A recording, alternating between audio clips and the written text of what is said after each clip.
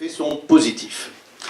Thierry Chamarty, qui est un petit peu plus loin, qui est le chef de service des espaces verts du pôle paysage du conseil départemental de la Dordogne, et il présentera le passage au zéro phyto, et notamment les alternatives aux fongicides, puisque tout le monde se préoccupe évidemment des traitements qu'on utilise. Il en faut, mais il ne faut pas non plus que les traitements eux-mêmes deviennent des problématiques ou des dangers.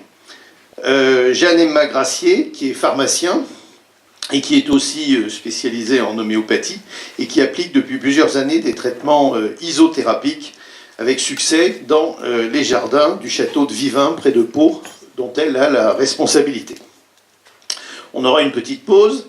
Jean-François Lipout, horticulteur, formateur et producteur en Dordogne, interviendra pour parler de l'usage des biostimulants à base d'extraits végétaux et notamment de purin, c'est vous, hein, Jean-François Lipout.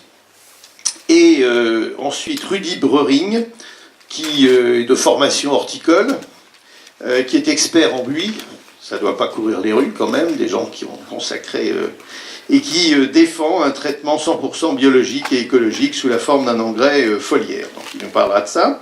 Mireille Descoires, qui est pépiniériste, qui est là-bas, qui est spécialiste du buis depuis 20 ans, partagera son expérience de professionnel et notamment l'expérimentation de traitements à base de savon noir, ce qu'il a aussi.